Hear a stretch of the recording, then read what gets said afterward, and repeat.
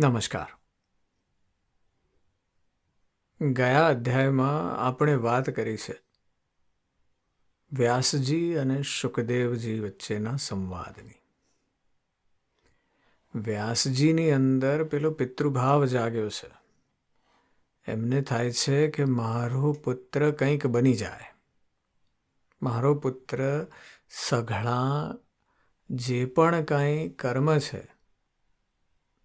જે ગૃહસ્થ કર્મ છે, સંન્યાસ આશ્રમ છે, બધા આશ્રમો ભોગવે અને એ પ્રમાણે એનું વર્ણન એમણે સુખદેવજીને કર્યું છે. સુખદેવજી કોઈ બીજા જ કારણથી વ્યાસજી પાસે આવ્યા છે. સુખદેવજી કહે છે પિતાને કે હું બૃહસ્પતિજીને ત્યાં ભણી આવ્યો, પણ એ પણ પડ્યા રહ્યા છે ગૃહસ્થાશ્રમમાં. તમે મને તત્વજ્ઞાન આપો. પણ વ્યાસજી કહે છે કે તત્વજ્ઞાન માટે ગૃહસ્થાશ્રમ પણ એટલો જરૂરી છે. પિતૃભાવ ઉપજ્યો છે. અને આ તરફ શુકદેવજીની અંદર તો વૈરાગ્ય જન્મ્યો છે. એટલે વ્યાસજીએ જે જવાબ આપ્યો છે વર્ણાશ્રમ વિશેનો અને પુરુષાર્થ વિશેનો, તેની જે વાત કરી છે ગયા અધ્યાયમાં, કે કેમ દરેક આપણે જીવનનો ભાગ ભોગવવાનો છે, કેમ ભણવું છે, કેમ ગૃહસ્થ બનવું છે, કેમ વાનપ્રસ્થ કરવો છે, કેમ સંન્યાસ લેવો છે, એની વાત કરી છે. એટલે એના જવાબમાં શુકદેવજી જે વાત કરે છે તે આપણે આજે સાંભળવી છે. શુકદેવજી કહે છે, હે તાત, સકળ પ્રાણી માત્રને નિરંતર બંધનકારક છે આ સ્ત્રીવાળું ગૃહસ્થાશ્રમ, કે જે સર્વદા મૃગને બાંધવાની દોરી જેવું છે, નિત્ય બંધનરૂપ છે. તે મારે કરવું નથી. હે તાત, નિરંતર ધનની ચિંતાવાળા પુરુષોને વ્યાકુળતાથી શું સુખ છે? ખરેખર નિર્ધન લોલુપતાવાળા મનુષ્યોને કુટુંબીઓ દુઃખ દે છે. ત્રિલોકીનો વૈભવવાળો ઇન્દ્ર પણ જેવો સ્પૃહારહિત ભિક્ષુક સુખી છે તેવો સુખી નથી.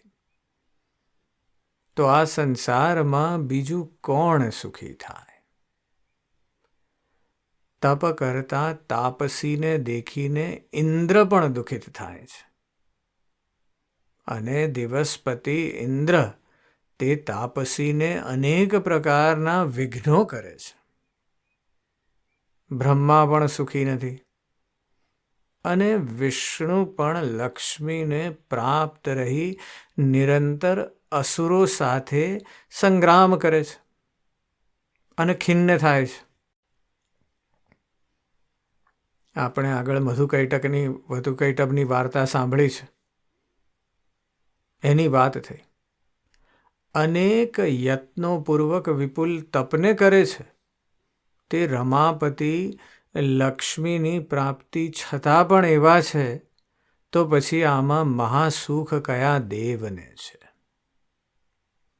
હે મહાભાગ, શંકર પણ સદા દુઃખી છે.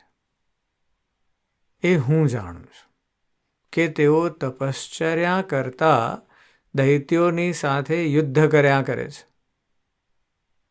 ધનવાન પુરુષ ક્યારેય પણ સુખથી સૂતો જ નથી. તો હે તાત, હું નિર્ધન ક્યાંથી સુખ પામું? સુખદેવજીએ બહુ સુંદર વાત કરી છે. વ્યાસજીએ કહ્યું છે કે તમે ગૃહસ્થાશ્રમમાં હવે એન્ટર કરો, બ્રહ્મચર્યાશ્રમ પૂરો કર્યો છે. આ તરફ સુખદેવજી કહે છે કે પિતા, આ બધામાં જે દેવો છે એને પણ સુખ નથી, તો હું સુખ ક્યાંથી પામીશ? તમે એમ કહો છો કે ગૃહસ્થાશ્રમમાં સુખ છે, પણ અહીંયા સુખ ક્યાં દેખાય છે? ના વિષ્ણુ સુખી છે, ન શિવ. અને કહે છે ધનવાન ક્યારેય સુખેથી સૂતો જ નથી. બહુ સુંદર વાત છે. પેલું grass is green on the other side of fans, એના જેવી. આપણે સાંભળી છે આ કથા ક્યારેક, કે એક વખત એક બિચારો પેલો ગાર્ડનર હતો, માળી, આઉટ હાઉસમાં સૂઈ જાય અને આખો દિવસ ગાર્ડનિંગનું કામ કરે, અને એનો જે શેઠ હતો એ આવીને ગાર્ડનમાં બેસે અને ગાર્ડનરને એમ થાય કે આને કેટલું સુખ છે. એક વખત એણે કીધું કે શેઠ તમે કેટલા સુખી છો, અને મારે આ આખી જિંદગી બસ આ માળી કામ કરવાનું, પૈસામાં સુખ છે. આવું કીધું એણે. એટલે શેઠને થયું કે આની પરીક્ષા કરીએ. એટલે શેઠે કર્યું શું?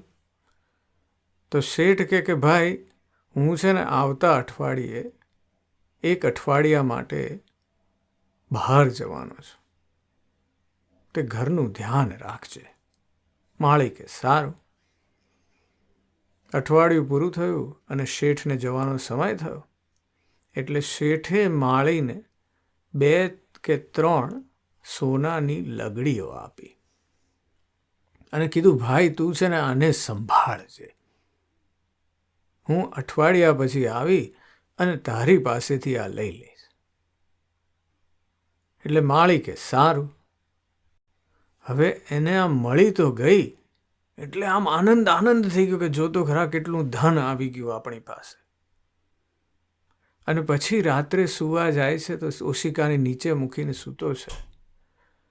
પણ ત્યાં સૂતા સૂતાએ ઘડી વિચાર આવે છે કોઈ લઈ નહીં જાય ને આ. એટલે 5 મિનિટે જાગીને ચેક કરે, અને આમ કરતા 1 અઠવાડિયા સુધી બિચારો સૂઈ જ ન શક્યો. છેલ્લે અઠવાડિયા પછી જેવા શેઠ હજી તો એન્ટર થયા બંગલામાં, ત્યાં તો માળી આવીને કે લો આ તમારું સોનું ફરીવાર કોઈ દિવસ જોઈતું નથી. એટલે સુખદેવજીની આ વાત છે. કહે છે કે ધનવાન પુરુષ પણ ક્યારેય સુખથી સૂતો નથી, તો હે તાત હું નિર્ધન ક્યાંથી સુખ પામું. એક બહુ સુંદર બીટલ્સ નામનું જે પેલું મ્યુઝિક ગ્રુપ હતું, એનું સોંગ છે money can't buy you love. પ્રેમ નથી મળતો. તમારી પાસે પૈસા અઢળક હોય પણ શાંતિ, પ્રેમ, આ બધા જે સંવેદનો છે એ એમ મળતા નથી.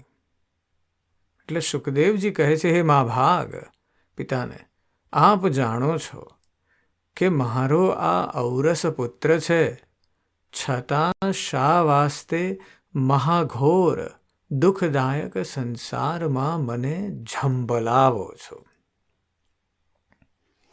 જન્મના દુઃખ, જરાથી દુઃખ ને મરતા દુઃખ, ફરી વિષ્ટા મૂત્રવાળા ગર્ભવાસમાં હે પિતા દુઃખ છે. આથી તૃષ્ણા લોભથી ઉત્પન્ન થતું દુઃખ તો અતિશય છે, અને હે માનવ માગવું એ મરણથી પણ અધિક દુઃખ છે. બ્રાહ્મણોને પ્રતિગ્રહ એ મહાદુઃખ છે. બીજા બુદ્ધિબળોથી બ્રાહ્મણો જીવન નિર્વાહ કરી શકતા નથી. પારકી આશા એ તો પરમ દુઃખ છે, અને એ તો દિને દિને મરણ તુલ્ય જ દુઃખ છે. સઘળા વેદો ભણેલા છે તથા સર્વ પ્રકારના શાસ્ત્રો ભણેલા છે, છતાં પંડિતોએ ધનીની સ્તુતિ કરવી પડે છે. એક જ પેટના નિમિત્તે શું ચિંતા છે? તેનું પોષણ તો પત્ર, મૂળ, ફલાદિ હર કોઈ ઉપાયથી સંતોષપૂર્વક થઈ શકે છે. ભાર્યા, પુત્રો, પૌત્રો ઇત્યાદિ બહોળા કુટુંબવાળાને તો પોષણને અર્થે મહાપીડા છે. હે પિતા, ક્યાં આવું ગૃહસ્થાશ્રમનું દુઃખ, અને ક્યાં આત્મતત્વની પ્રાપ્તિ પરમ અદ્ભુત સુખ. સુખદેવજીએ ફરીવાર અદ્ભુત વાત કરી છે. પિતાએ સમજાવ્યું કે ગૃહસ્થાશ્રમ એટલે કરવો છે, કારણ કે એનાથી તમે પેલા બ્રહ્મચારી, પેલા સંન્યાસી, પેલા વાનપ્રસ્થમાં ગયેલા વ્યક્તિને મદદ કરી શકો. પણ સુખદેવજી કહે છે કે આખી મદદમાં તો દુઃખના દુઃખ જ ભરેલા છે પિતા. આમાં હું આત્મતત્વનું પ્રાપ્તિ ક્યારે કરી શકીશ? એનું અદ્ભુત સુખ ક્યારે પ્રાપ્ત કરી શકીશ? સુખદેવજી કહે છે, હે તાત, તમે મને સુખના મૂળરૂપ એવા યોગશાસ્ત્રનું ને જ્ઞાનશાસ્ત્રનું શ્રવણ કરાવો.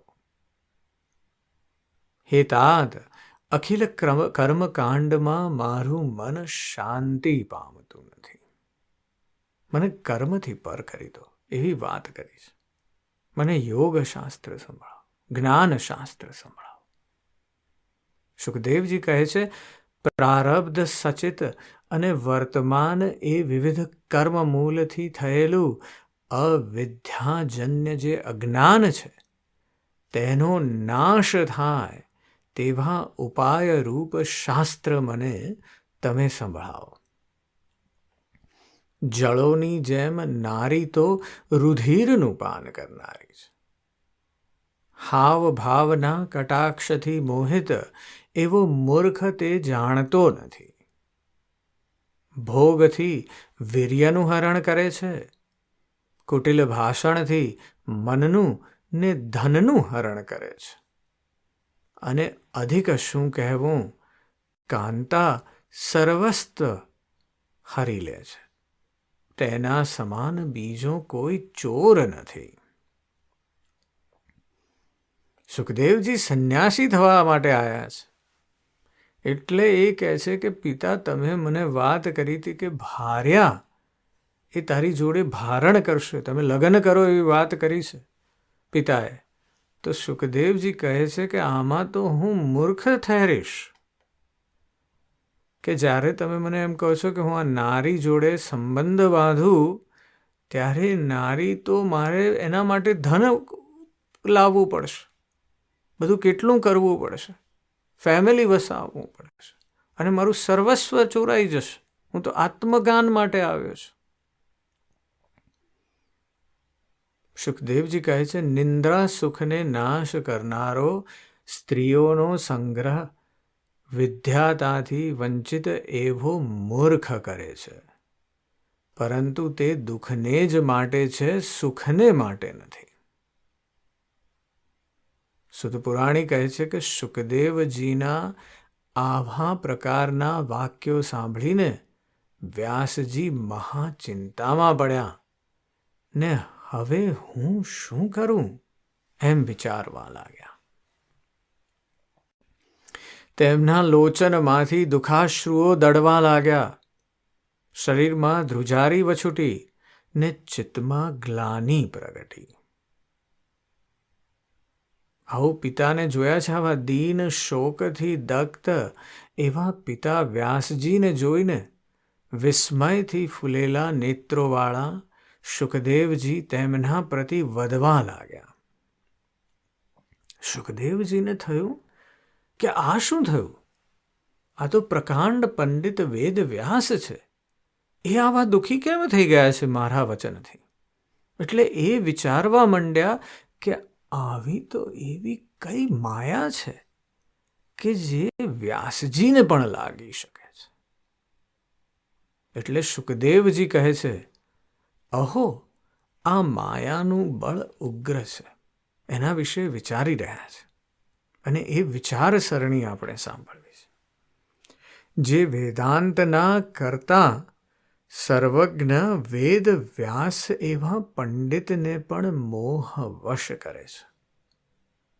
તે અતીવ દુસ્તર માયા શું છે તેને હું જાણતો નથી. જે માયા સત્યવતીના પુત્ર વ્યાસ પંડિતને પણ મોહમાં ભગાવે છે. પુરાણોના વક્તા, મહાભારતના રચનારા અને વેદોના વિભાગ કરનારા આ વ્યાસ પિતા પણ મોહને આધીન થયા.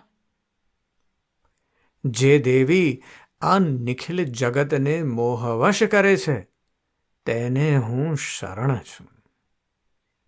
બ્રહ્મા, વિષ્ણુ, રુદ્ર વગેરેને તો મોહિત કરે છે, ત્યારે અન્ય પ્રાણીઓની તો શું કથા કરવી? જેને પૂર્વે બ્રહ્મા, વિષ્ણુ અને હરને પણ મોહવશ કર્યા છે, તો પછી ત્રિલોકીમાં એવું કોણ હોય જેને માયા વડે મોહ ન થાય? અહો, દેવીનું બળ કેવું! જેની માયા વડે સર્વજ્ઞ ઈશ્વર પ્રભુ પણ વશ થઈ ગયા. પૌરાણિકો કહે છે કે વ્યાસ વિષ્ણુના અવતાર છે, તો તે વ્યાસ પણ વૈશ્યના વહાણની પેઠે મોહરૂપ મહાસાગરના તળિયે જઈ બેઠા.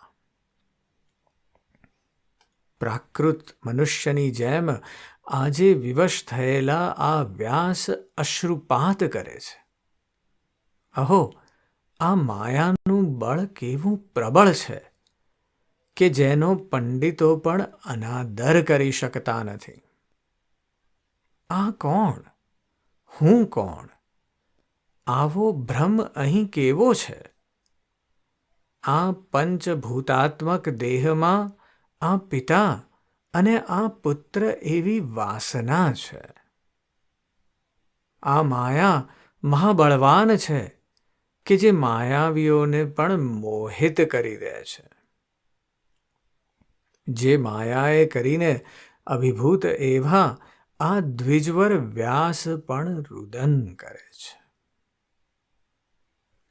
સુતપુરાણી કહે છે, સર્વના કારણના પણ કારણરૂપ, સકળ બ્રહ્માદિ દેવતાઓની જનની રૂપ ઈશ્વરી એવી દેવીને સુખદેવજી પ્રણામ કરીને પિતા પ્રત્યે પાછા કહેવા લાગ્યા. શોક સમુદ્રમાં ડૂબેલા દીન વ્યાસપત્રે અરણીભાવ એવા શુક્રાચાર્ય શુભ હેતુયુક્ત ભાષણ કરવા લાગ્યા.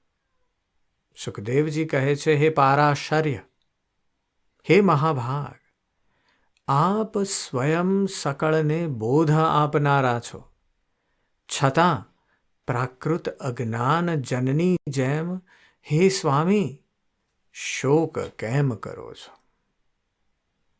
હે મહાભાગ, આજે હું તમારો પુત્ર છું અને પૂર્વજન્મમાં તમે કોણ હતા ને હું કોણ હતો તેની મને ખબર નથી.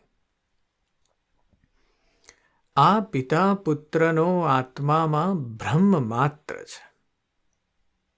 હે મહામતે, ધૈર્ય ધરો, સાવધાન રહો, મદમાં અને મનમાં ખેદ કરોમાં. આ સઘળું મોહ જાળ રૂપ જાણીને વૃથા શોકનો પરિત્યાગ કરો. ભોજન કરવાથી શ્રુધાની નિવૃત્તિ થાય છે, પરંતુ પુત્ર દર્શનથી નથી થતી. જળપાનથી પિપાસા મટે છે, પણ પુત્ર દર્શનથી મટતી નથી. સુગંધથી નાસિકાનું સુખ, શ્રવણથી કર્ણનું સુખ અને સ્ત્રીથી સ્ત્રીનું સુખ થાય છે. વાસ્તે હું પુત્ર તમને શું સુખ કરું તેમ છું. હવે શુકદેવજીએ વિચાર્યું કે આ દેવી જે છે એનો મોહમયી એવી માયા છે કે બધા મોહિત થઈ જાય છે. વ્યાસજી પોતાના પિતાને ખુદને મોહિત થતા જોઈ લીધા છે. એટલે કહે છે કે તમે સાવધ રહો, આ ખેદ ન કરો અને શોકનો પરિત્યાગ કરો. કારણ કે હું પુત્ર તરીકે તમને શું આપી શકું છું? ગયા જન્મમાં હું કોણ હતો, તમે કોણ હતા ખબર નથી. આ જન્મમાં પિતા પુત્ર તરીકે આવ્યા છીએ, પણ એનો અર્થ શું? તમે આટલા બધા દુઃખી કેમ થાવ છો? સુખદેવજી કહે છે કે હરિશ્ચંદ્ર રાજાએ પશુકામ માટે યજ્ઞ કાર્યમાં અજિગર્તને પોતાના પુત્ર મૂલ્ય લઈને આપ્યો હતો. આથી સુખોનું સાધન દ્રવ્ય છે અને ધનથી સુખનો સંયમ થાય છે. જો તમને લોભ હોય તો ધન ઉપાર્જન કરો, પણ હું પુત્ર તમને શું સુખ આપી શકીશ? હે મહાબુદ્ધિશાળી, તમે સૂક્ષ્મ તત્વવેતા છો. વાસ્તે મને બોધ કરો કે હે મુનિ, જે હું ગર્ભવાસના ભયથી મુક્ત થાઉં. સુખદેવજી અહીંયા આવ્યા છે, કહે છે કે મારે હવે ગર્ભવાસનાથી મુક્ત થવું છે, સંન્યાસી થઈ જવું છે. હવે ફરીવાર જન્મ નથી લેવો. વ્યાસજી આ બાજુ ગૃહસ્થાશ્રમની વાત કરે છે ને સુખદેવજી કહે છે કે મને છોડો. સુખદેવજી કહે છે, હે અનાથ, મનુષ્ય અવતાર આ કર્મભૂમિમાં અહીં થવું દુર્લભ છે. તેમાં પણ ઉત્તમ કુળમાં બ્રાહ્મણત્વની પ્રાપ્તિ થવી દુર્લભતર છે. હું બુદ્ધ છું એવી બુદ્ધિ મારા મનમાંથી ખસતી નથી ને સંસાર વાસનાની જાળમાં વૃદ્ધોના આશ્રયથી પણ રમણ કરે છે. સુતપુરાણી કહે છે, અતુલ બુદ્ધિવાળા શુકદેવના વચનો સાંભળીને ચતુર્થાશ્રમમાં મન છે જેનું એવા શાંત શુકદેવ પ્રતિ કહેવા લાગ્યા. વ્યાસજીનું મન આ પેલા 4 આશ્રમમાં લાગેલું છે. એમને થયું છે કે મારો પુત્ર આ 4 આશ્રમ ભોગવે એટલે વ્યથિત થયેલા છે. પણ શુકદેવજીના આવા વચનો સાંભળ્યા એટલે અંદરથી થોડી શાંતિ પ્રગટી છે. વિચારમાં આવ્યું છે કે હું આ કેવો મોહિત થયો છું. સુખદેવજીના પણ મનમાં થયું કે આ વ્યાસજી કેમ આવું કરે છે? આ પિતા મારા આટલા મહાજ્ઞાની છે. અને આ તરફ વ્યાસજીને આ તર્ક કર્યો એટલે વ્યાસજી હવે કહે છે કે હે મહાભાગ પુત્ર, મારું રચેલું ભાગવત કે જે સુંદર છે, અતિ વિસ્તરણ નથી ને બ્રહ્મસંમત પુરાણ છે, તેનો તું અભ્યાસ કર. તે ભાગવતમાં 12 સ્કંધો છે ને પંચલક્ષણ યુક્ત છે.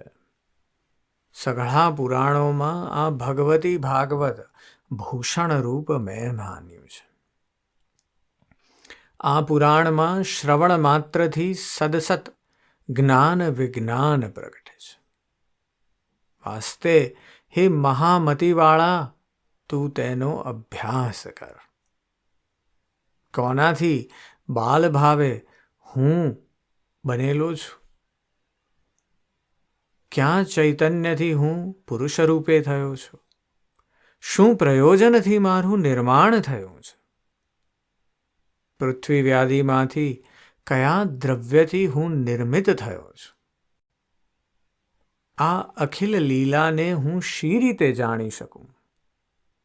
એ પ્રમાણે ચિંતન કરવા બાલ ભાવને પામેલા, વટપત્ર પર સૂતેલા બાલ મુકુંદ રૂપ વિષ્ણુને આ અભિલાષદાયક પુરાણી ભગવતી દેવીએ અર્ધ શ્લોક માત્રથી આ સર્વ જગત હું છું, મારા સિવાય બીજું કોઈ સનાતન તત્વ છે નહીં, આ પ્રકારે કહ્યું હતું. પ્રથમ આ અર્ધ શ્લોક રૂપી ભગવતી વાણી વિષ્ણુએ ધારણ કરી અને મનમાં વિચારવા લાગ્યા કે આ સત્યવાણીનું ઉચ્ચારણ કોણે કર્યું? આ વાણી ઉચ્ચારનાર સ્ત્રી પુરુષ છે કે નપુંસક છે તે હું કેમ જાણું? આવી ચિંતામાં પ્રસન્ન એવા બાલ મુકુંદે અર્ધ શ્લોક રૂપ આ ભાગવતને મનમાં ધારણ કર્યું. તે અર્ધ શ્લોકી ભાગવતનો વારંવાર મનમાં ઉચ્ચાર કરવા લાગ્યા અને સુતેલા એવા શ્રી વિષ્ણુ ચિંતાપરાયણ થયા. તે વેળાએ શાંતમૂર્તિ એવી શંખ, ચક્ર, ગદા, પદ્મ, વરાયુદ્ધો ધારણ કર્યું છે. જેણે એવી ભગવતી શિવા દિવ્ય વસ્ત્ર ધારીને દિવ્ય ભૂષણોથી શણગારેલી પોતાના સમીપ પોતાના સમાન સખી મંડળથી અને પોતાની અન્ય વિભૂતિઓથી વિરાજતી તેવી તે ભગવતી દેવી તે અતુલ તેજવાળા બાળ મુકુંદ રૂપ વિષ્ણુના સમીપમાં પ્રાદુર્ભાવ પામી ઊભી રહી. સુંદર વદની તે મહાલક્ષ્મી મંદ મંદ હાસ્ય કરવા લાગી. સુતપુરાણી કહે છે તે એકાર્ણવ જળમાં નિરાધાર મનોરમા દેવીને સમીપે ઊભેલી જોઈને કમલનયન ભગવાન વિસ્મય પામ્યા.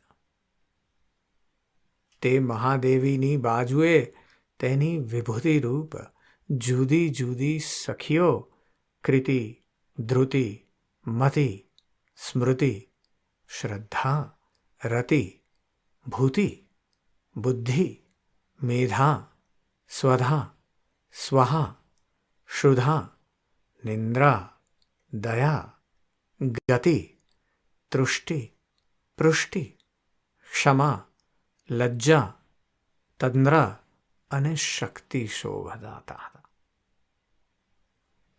ઉત્તમ આયુધોવાળી, નાના પ્રકારના અલંકારવાળી, મંદારની માળાઓથી યુક્ત મોતીઓની માળા વડે કરીને વિરાજમાન એવી મહાદેવીને તે એકાર્ણવ સમુદ્રમાં દર્શન પામીને જનાર્દન ભગવાન બહુ વિસ્મય પામ્યા. આ સઘળી સ્ત્રીઓ અહીં ક્યાંથી આવી? હું ક્યાંથી આ વટવૃક્ષના સમીપમાં આવ્યો છું? આ ઘોર એકાર્ણવ સમુદ્રમાં આ વટવૃક્ષ ક્યાંથી આવ્યું છે? અને બાળક બનાવની અહીં મને કોણે રાખેલો છે? શું મને પ્રગટ કરનારી કોઈ માયા છે કે જેનો ભેદ હું જાણી શકતો નથી? શું ઉદ્દેશથી કે જે તે કોઈ અવર્ચનીય દેવતા વિશેષ મને કોઈએ અહીંયા બાંધી રાખ્યો છે? બહુ અદ્ભુત વાત કરી છે. વિષ્ણુ ભગવાન પણ ચિંતિત થયા છે. કહે છે કે આ કોણ આવ્યું છે? આવું આ થયું છે કેવી રીતે?